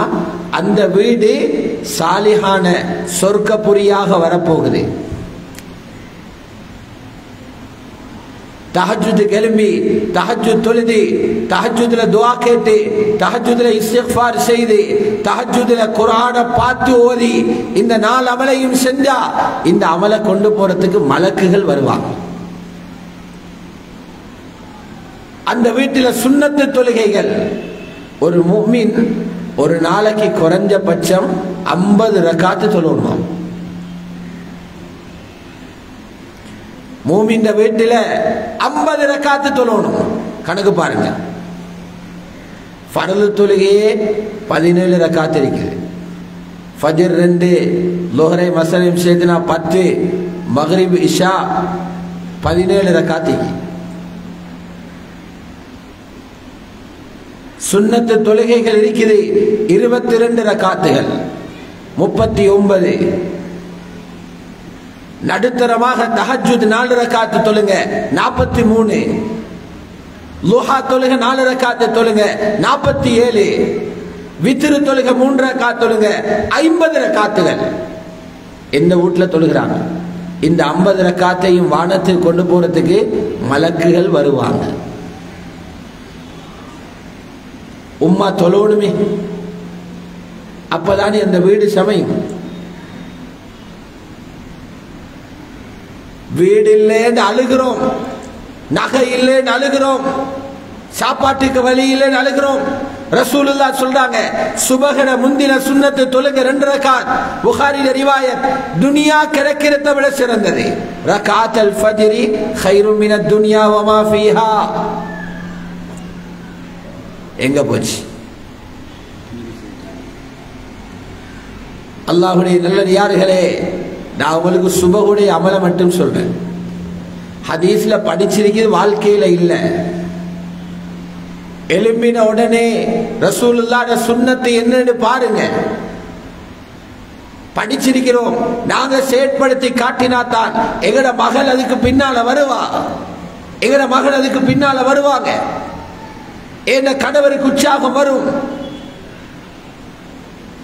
ரசூலுல்லாஹ் காலத்தில் இருந்த 7 வயது பிள்ளைக்கு இருந்த உற்சாகம் இன்றைய குர்ஆன் ஹதீஸ படிச்ச எங்கள்கிட்ட இல்லாம இருக்கிறது வெக்கமாய். அப்துல்லாஹ் இப்னு அப்பாஸ் ரலியல்லாஹு அன்ஹுமா 7 வயசு புள்ள சாட்சியிட வீட்டுக்கு போறாரு. யாரு சாட்சி? ரசூலுல்லாஹ் கடைசியா திருமணம் செஞ்ச மனைவி மைமூனா ரலியல்லாஹு வீட்டுக்கு. முஸ்லிம்ல ஒரு பேஜுக்கு இருக்குது அவருடைய ஹதீஸ், மபீத்து இப்னு அப்பாஸ் ஃபி பைத்தி மைமூனா. ஹஜ்ரத் மைமூனாவோட வீட்டுல இப்னு அப்பாஸுடைய இரவு என்று. 7 வயசு புள்ள. எப்ப போறார்? சாட்சியிட வீட்டுல ரசூலுல்லாஹ் நிக்கிற நாளை பார்த்து போறாங்க. எந்த நாளும் நிக்க மாட்டாங்களே, வாரத்தில் ஒரு நாள். ஏன் வந்தீங்க மகன் என்று கேட்டா, விளையாட்ட வந்தேன். சாட்சி நல்ல ஒரு சுவையான உணவு செஞ்சிருக்கிறார், அதை டேஸ்ட் பண்ண வந்தேன்னு சொல்லல, ரசூலுல்லாஹ்வோட தஹஜ்ஜுத பார்க்க வந்தேன் சாட்சி. என்ன நாங்க தேடி பார்த்து இந்த சோசுகளை கொடுத்திக்கிறோமா எங்க பிள்ளைகளுக்கு? அப்படி கொடுத்தா தானே நாங்க முரப்பியாக்க. இந்த பெண்கள் எல்லாம் ஆலிமாக்கள் முரப்பியாகாட்டி தர்பியா கொடுக்காட்டி வேற யாரு வந்து கொடுக்க போறாங்க? ராவு முழுக்க முழிச்சிருந்து நபியை பார்த்து கொண்டே இருக்கிறாரு. சொல்லாரு ரசூலுல்லாஹ் நடுநிசி வரைக்கும் தூங்கினாங்க. அதுல கொஞ்ச நேரம் கழிச்சு எழும்பினாங்க. எழும்பின உடனே கையால கைகளை தடவி 2 கண்களையும் தடவி கண்ணில் உள்ள தூக்கத்தை அனுப்பினாங்க. அங்கமுங்கமா பார்க்கிறாரு. ரசூலுல்லாஹ் தூக்கத்தில் இருந்து எழும்பினொன்ன ஓதுற துஆ ஓதினாங்க. அல்ஹம்துலில்லாஹில்லதி ஆஃபானி ஃபீ ஜஸதி வரத்த அலைய ரூஹி வஅதின லீ பிதிக்ரிஹி அல்ஹம்துலில்லாஹில்லதி அஹ்யானா பஅதமா அமாதனா வ இலைஹின் நுஷூர். நிறைய இருக்குது இன்னும். இன்ன ஃபீ ஹல்கி ஸமாவாத்தி வல் அர்த். ஆலி இம்ரானுடைய கடைசி ஆயத்தை ஓதினாங்க. தண்ணி ரெடியாக இருந்துச்சு, பையில தொங்கிக் கொண்டிருந்தது. தண்ணி எடுத்துக்கொண்டு போய்த்து ரசூலுல்லாஹி ஸல்லல்லாஹு அலைஹி வஸல்லம் பூர்த்தியா வுது செஞ்சு கொண்டு வந்து தக்பீர் கட்டினாங்க. நானும் அதே போல அமல் செஞ்சு கொண்டு வந்து ரசூலுல்லாஹ் பின்னால தொழுதேன் என்றாரு. அந்த காலத்தில் இருந்த சின்ன புள்ள ஏந்த வாழ்க்கையை காலையில எழும்புதல நபிய போல ஆக்கோன்னு துடிப்பு இருக்குது. ஆனா ஒரு சமூகத்தை நரகத்தில் இருந்து பாதுகாக்கிறதுக்கு அஸ்திவாரம் போட வேண்டிய, அதுக்கு சூழல் அமைச்சு கொடுக்க வேண்டிய ஆலிமாக்களுக்கு எவ்வளவு பெரிய பொறுப்பிக்கும், எவ்வளவு பெரிய பொறுப்பு. அப்ப ஆலிமாக்கள் விளங்கணும் என்னன்னா, எங்களுக்கு கிடைக்கிற புள்ளகளை மட்டுமில்ல தர்பியா. உலமாக்கள் எழுதுறாங்க, பொருத்தமில்லாத இபாதத்தில் உற்சாகம் குறைஞ்ச கணவர் இருந்தா அவருக்கும் தர்பியத்து கொடுக்கலுமா மனைவிக்கு. சஹாபா பெண்கள் கொடுத்து காட்டினார். கிதாபுகள் எழுதுவாங்க, இமாம்கள் எழுதுவாங்க, தர்பியாவுடைய விஷயத்துல மனைவிமார்கள் நினைக்கணுமா பெரியொரு பிள்ளையாகத்தான் கணவனை நினைக்கணுமா. அத்திஃப்லுல் கபீரு ஃபில் உஸ்ரா, குடும்பத்தில் இருக்கிற ஒரு பெரிய புள்ள, மகனல் அவரே பெரியொரு புள்ள, அவரும் சின்ன புள்ள தர்பியா செய்யறதுக்கு தேவைப்பட்டது போல எங்கட இல்மில் இருந்து சில வீடுகள்ல கணவன்மார்களும் தேவைப்பட்டிருக்கிறாங்க. இன்னைக்கு எங்கட பெண்கள்ல ஹாலாத் என்னடா கவலையா இருக்குது. படிச்ச இல்ம குர்பான் பண்றாங்க கணவனுக்காக. அல்லாஹ்வோட கட்டளைகளை படிச்சிருக்கிறா, அதை மீறினா வரக்கூடிய தண்டனைகளை படிச்சிருக்கிறா. ஒரு கணவனோட வாழ்றதுக்காக அதை மிதிச்சு கொண்டு குர்ஆன் ஹதீஸை மிதிச்சு கொண்டு வாழ்றாங்க. எத்தனை பேர் மூடின முகத்தை திறந்திருக்கிறாங்க. பணக்கார கணவனோட வாழ பக்குவமாக இருந்த ஆண் துணை இல்லாம பயணம் போகாத எத்தனை பேர் தனிய போறாங்க. அஜ்னபி மஹ்ரம் பேணின எத்தனை பேர் இன்றைக்கு சுதந்திர பறவை போல மாறிட்டாங்க. சஹாபாக்கள்ல பெண்கள் அப்படிங்கல்ல, இந்த இல்ம சுமந்த பெண்கள் அப்படிங்கல்ல, முஷ்ரிக்கான கணவரையும் சஹாபியாக மாற்றி விட்டாங்க. அபூ ஜஹலுடைய மருமகள் தான், அபூ ஜஹல்ட மருமகள், ரசூலுல்லாஹ் மருமகள் அல்ல, அபூ ஜஹல்ட மருமகள் தான் உம்மு ஹக்கீம் ரலியல்லாஹு அன்ஹா. அவட கணவர் தான் இக்ரிமத் இப்னு அபீ ஜஹல். மக்கா வெற்றி கொண்ட உடனே இக்ரிமா பயந்தாரே, நபீட்ட மாட்டிக்கொண்டா பழி எடுப்பாங்க, தப்பி ஓட போனாரே. ஜித்தா வழியால கப்பல்ல போ பார்த்தாரு, கடல்ல மனைவி துரத்தி போனா. பல இன்னல்களை பல கஷ்டங்களை தாங்கி கொண்டு போயிட்டு, நான் ரசூலுல்லாஹ்ட்ட உத்தரவாதம் வாங்கி தாரேன், நீங்க இஸ்லாத்தை கபூல் செய்யுங்க, ஒன்றும் நடக்காது என்று கையை பிடிச்சி மக்காவை கூட்டிக் கொண்டு வந்து பாதுகாப்பாக ஒரு வீட்டில் வச்சிருந்து நபீட்ட போய் தனியாக சொல்லி ரசூலுல்லாஹ் எல்லாம் சொல்றாங்க, இக்ரிமா வந்திருக்கிறார், அவரோட வாப்பாவை ஏசி எதுவும் பேசிடாதீங்க, அவருக்கு முழு பாதுகாப்பை நான் கொடுத்தேன் என்று சொல்லி ஹதரத் இக்ரிமாவை சஹாபியாக்கி மூமினாக மௌத்தாக்க வைக்கிறார். அபூ ஜஹல்ட மனைவிய உம்மு ஹக்கீம் என்ற பெண் தர்பியா கொடுத்து சமக்கேல்மண்டா, முஸ்லீமாக இருக்கிற ஒரு கணவனை தீன்தாரியாக மாத்தேலவா ஒரு மௌலவியாக்கு, ஒரு ஆலிமாவுக்கு இயலாதா? அனஸ் ரலியல்லாஹு அன்ஹு உம்மு சுலைம திருமணம் பேசுறார். அபூ தல்ஹா பெரிய செல்வந்தர், பணத்து பின்னால போவல்லவ. அபூ தல்ஹாவை சொன்னாரு, நான் முஸ்லிம், நீ முஷ்ரிக், நாங்க ரெண்டு பேரும் இணையலாம். ஒரு வேலை செய்யறேன், நீ கலிமாவை ஏற்றுக்கொண்டு மதீனாவுக்கு ஹிஜ்ரத் வந்தா எனக்கு மஹரும் தேவையில்லை, அந்த கலிமாவை மஹரா வச்சுக்கோ. அபூ தல்ஹாவை பெரியோரு சஹாபியாக மாத்த உம்மு சுலைமுக்கு ஏழுமண்டா, கலிமாவோட இருக்கிற முஸ்லிமாக வளர்ந்து வாழ்ற குர்ஆனை தெரிஞ்ச ஒரு கணவரை தீனோட வாழ வைக்கிறது கேளாத ஒரு மொழியாக. லேசான விஷயங்கள் இல்லை, அல்லாஹ்வுக்கு மாத்தம் செஞ்சு அல்லாஹ் பிடிச்சிருவான். ஒரு விஷயத்தை மட்டும் சொல்லி முடிக்கிறேன். நபி ஸல்லல்லாஹு அலைஹி வஸல்லம் கனவில் ஒரு நாள் அவங்களை காட்டப்பட்டுச்சு. நபீட கனவும் வஹீதான். மலக்குகள் 2 பேர் வந்து ரசூலுல்லாஹ்வை கூட்டி கொண்டு போறாங்க. 7 வகையான காட்சிகளை கண்டாங்க. காலையில் ஃபஜ்ருக்கு பிறகு அந்த காட்சிகளை சொன்னாங்க.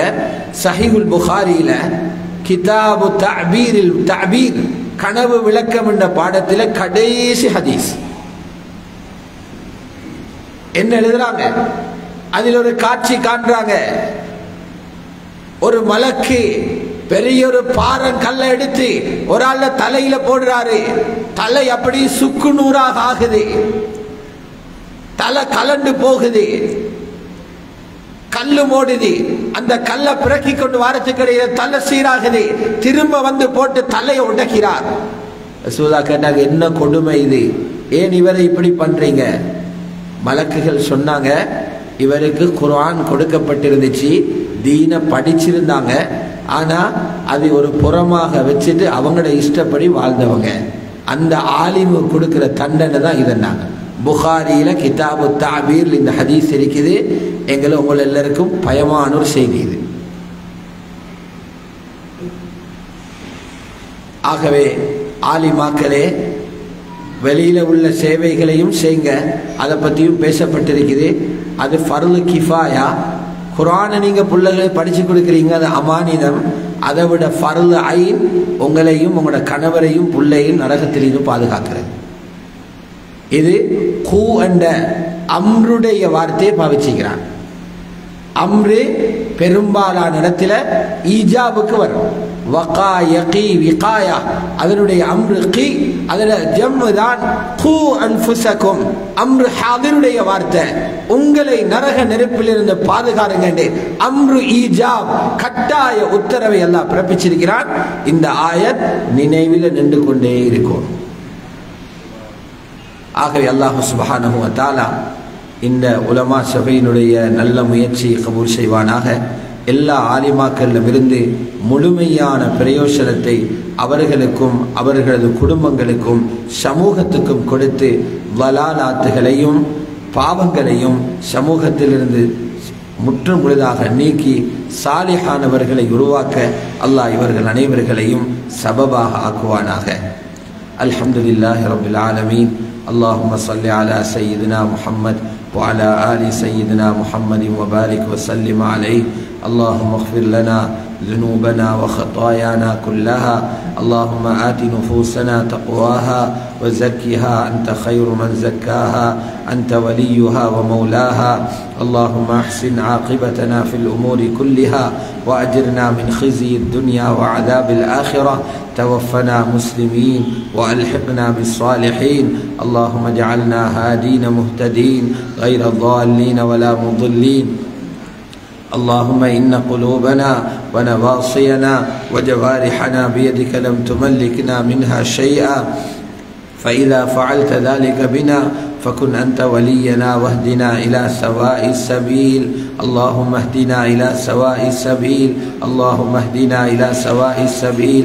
اللهم إنا نسألك العفو والعافية في ديننا ودنيانا وأهلنا ومالنا.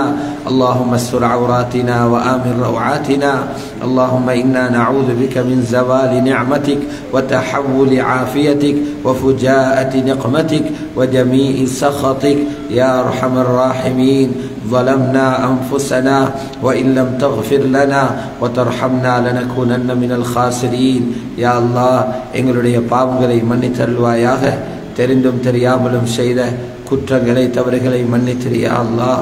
குர்ஆன் ஹதீஸையும் விளங்கி பாவங்களையும் விளங்கி நன்மைகளையும் விளங்கி ஹலால் ஹராமையும் விளங்கின பின்னாலேயும் ஷைத்தானும் நஃப்ஸும் எங்களை விட்ட பாடில்லை யா அல்லாஹ். பாவங்களை செய்து கொண்டே இருக்கிறோம் ரஹ்மானே, பாவங்களை செஞ்சு கொண்டே இருக்கிறோம் ரஹ்மானே. ஆலிமாக்களுக்கு பாவம் தகுதியே இல்லை, இருந்தாலும் பாவங்கள் நடந்து கொண்டிருக்கிறியா அல்லாஹ். இதன் விளைவாக பல நன்மைகளை இழந்துட்டோம் யா அல்லாஹ். எங்களை முன்னோர்கள் சுவாசித்த பல நியாமத்துகளை நாங்கள் பறி கொடுத்துட்டோம் யா அல்லாஹ். எங்களை முன்னோர்கள் அடைந்து கொண்டிருந்த நல்லவைகளை நாங்கள் இழந்துட்டோம் யா அல்லாஹ். எங்களுக்கு தொழுகையிலே பேணுதல் இல்லாமல் போயிடுச்சு யா அல்லாஹ். தொழுகையில் உள்ளமே வருதில்லை யா அல்லாஹ். உடம்பால் தொழுது கொண்டிருக்கிறோம், அது முனாஃபிக்குகளின் தொழுகை என்று சொல்லப்பட்டிருக்கிறது. உள்ளங்கள் தொழுகையில் இணையில்லை யா அல்லாஹ். குர்ஆனில் இன்பம் வருதில்லை யா அல்லாஹ். உன்னிடத்தில் கேட்டு அடைய வேண்டும் என்று சொன்ன அந்த துஆவுடைய பாபே மூடப்பட்டிருக்கிறது யா அல்லாஹ். குஷு ஹுது இல்லாமல் போயிடுச்சு யா அல்லாஹ். ஹராம் என்று சொன்னால் வரக்கூடிய பயம் இல்லாமல் போச்சு யா அல்லாஹ். இவைகள் அனைத்தும் நாங்கள் எப்பப்போவோ செய்து தௌபா செய்யாமல் தேங்கி நிற்கிற பாவங்கள விளைவாக கருதுகிறோம் யா அல்லாஹ். இவைகள் அனைத்தையும் மன்னித்து உயர்ந்த முஃமின்கள் முஃமினாத்துகளுடைய சிஃபாத்துகளை எங்கள் அனைவர்களுக்கும் நசீவாக்குவாயாக யா அல்லாஹ். இல்மை கொண்டு துனியாவிலேயும் பிரயோசனம் அடை வைப்பாயாக, ஆகிரத்திலேயும் பிரயோசனம் அடை வைப்பாயாக. சஹாபாக்கள் சலஃபு சாலிஹீன்களுடைய ஆலிமாத்துகள் என்னென்ன சேவைகளை செய்து வெற்றியோட கபருக்கு வந்து சேர்ந்திருக்கிறாங்களோ அந்த பாதையிலே இந்த ஆலிமாக்களையும் நீ அனுப்பி வச்சிரியா அல்லாஹ். முதல்ல அவங்களோட குடும்பங்களை சிறந்த குடும்பங்களாக முன்மாதிரியான பிள்ளைகள் உருவாகும் சூழலை யா அல்லாஹ் ஒவ்வொரு வீட்டிலையும் ஏற்படுத்துவாயாக. பாவங்களை வீட்டிலிருந்து வெளியாக்குவாயாக, வெளிச்சங்களை வீட்டுக்குள்ள கொண்டு வருவாயாக, இருளை வீட்டிலிருந்து வெளியாக்குவாயாக, ஹக்கான பாதையை அனைவர்களுக்கும் காட்டி தந்தருள்வாயாக. யா அல்லாஹ் ரப்பே ரஹ்மானே, ஹலாலான வழியிலே வாழ வழி செய்வாயாக. ஹராத்தில் இருந்தும் சுபஹாத்தில் இருந்தும் குறிப்பாக வட்டியில் இருந்தும் எங்கள் அத்தனை பேரையும் பாதுகாத்துருவாயாக. எல்லா பெண்களுக்கும் நீ விரும்புகிற பிரகாரம் பேணுதலான அந்த ஆடையை, முழுமையான ஹிஜாபை எல்லா பெண்களுக்கும் குறிப்பாக இந்த ஆலிமாக்களுக்கும் நசீவாக்குவாயாக. பிரயாணங்களை மஹ்ரமோடு அமைத்துக் கொடுப்பாயாக. எந்த ஒரு ஃபித்னாவுக்கும் இந்த பெண்கள் ஆலிமாக்களை காரணமாக ஆக்காதையா அல்லாஹ். ஹிதாயத்துக்கு இவர்களை சபபாக ஆக்குவாயாக, ஹிதாயத்துக்கு சபபாக ஆக்குவாயாக. இந்த முயற்சிகளை கபூல் செய்வாயாக. நோயாளிகளுக்கு ஆஃபியத்தை கொடுத்தருள்வாயாக. சிரமத்தோடு வாழ்பவர்களுக்கு உதவி செய்வாயாக. யா அல்லாஹ், யாரெல்லாம் திருமண வயதாகியும் திருமணமாகாமல் இருக்கிறார்களோ அவர்களுக்கு சாலிஹான ஜோடிகளை அமைத்துக் கொடுப்பாயாக. யாரெல்லாம் திருமணத்துக்கு பிறகும் சந்ததிகள் அற்றிருக்கிறார்களோ அவர்களுக்கு துர்ரியத்துன் தொய்யிபாவை அன்பளிப்பு செய்வாயாக. ஹிபத்தாக நீ அவர்களுக்கு நசீபாக்குவாயாக. யாரு பிள்ளைகளை கொண்டு சோதிக்கப்பட்டு கொண்டிருக்கிறார்களோ அவர்களுக்கு வழிபடுகின்ற சாலிஹான பிள்ளைகளை நசீபாக்குவாயாக. அவர்களுக்கு அந்த பிள்ளைகளுக்கு சிறந்த ஹிதாயத்தை நசீபாக்குவாயாக. தீனுடைய முயற்சிகளில், ஈமானுடைய முயற்சியில், உம்மத்திலே தீன் வருவதற்கான பாரி என்ற முயற்சியில் அனைவர்களையும் பங்காளிகளாக ஆக்கிடுவாயாக. ரப்பனா தகப்பல் மின்னா இன்னக அன்த ஸமீஉல் அலீம் வதுப் அலைனா யா மௌலானா இன்னக அன்த தவ்வாபுர் ரஹீம். ربنا آتنا في الدنيا حسنة وفي الآخرة حسنة وقنا عذاب النار. ربنا اغفر لنا ولمشايخنا ولأساتذتنا ولوالدينا رب ارحمهما كما ربياني صغيرا. صلى الله على سيدنا محمد وعلى آله وصحبه وسلم. سبحان ربك رب العزة عما يصفون وسلام على المرسلين والحمد لله رب العالمين. ஜஸாக்குமுல்லாஹு கைரா. இதுவரை நேரமும் சிறப்புரையாற்றிய வலிகமை பாரியா கல்லூரியுடைய முதல்வரும் நாடறிந்த பேச்சாளருமாகிய ஷேக் அப்துல் ரஹ்மான் ஹாஃபிஸ் மகாலி அவர்களுக்கு மனமார்ந்த நன்றிகளை தெரிவித்துக் கொண்டு இந்த நிகழ்வை நாங்கள் நிறைவு கொண்டு வருகிறோம். நாங்கள் சொல்லப்பட்டது போன்று 8:30 மணி தொடக்கம் 9 மணி வரை ரெஜிஸ்ட்ரேஷன் நடைபெற்று 12:30 எங்களுடைய நிகழ்வுகள் நிறைவேறும் என்று நாங்கள் சொல்லியிருந்தோம். அந்த வகையிலே இப்போது எங்களுடைய நிகழ்வுகளை நிறைவு செய்கிறோம். ஒரு அறிவித்தல்: ரெஜிஸ்ட்ரேஷன் செய்யாதவர்கள் கட்டாயம் பெயர்கள் எழுதிக் கொள்ளுங்கள். உங்களுக்கு வழங்கப்பட்டிருக்கக்கூடிய விண்ணப்ப படிவங்களை கட்டாயம் நிரப்பி கொடுத்து கொள்ளுங்கள். மூன்றாவது ஒரு அறிவித்தல்: ஷேக் ஏசி அகார் முகமது உங்களுக்கு சொன்னது போன்று ஆலிமா கேப் என்கின்ற அந்த நிகழ்ச்சி திட்டத்தை எமது பிரதேசத்திலே நாங்கள் நடாத்துவதற்கு அவர்களோடு பேசியிருக்கிறோம். எனவே அதற்கான விண்ணப்பங்களை நாங்கள் மதரசாக்கள் மூலமாக, சமூக வலைதளங்கள் மூலமாக உங்களுக்கு அறிவிப்போம். எனவே அந்த விடயங்களிலும் கவனம் செலுத்திக் கொள்ளுங்கள் என்கின்ற தகவலோடு இங்கே வரை அந்த அனைவர்களுக்கும் மனமார்ந்த நன்றிகளை தெரிவித்து விடைபெறுகிறோம். சுப்ஹானக்கல்லாஹு வபிஹம்திக அஷ்ஹது அல்லா இலாஹா இல்லா அன்த அஸ்தக்ஃபிருக வ அத்தூபு இலைக்.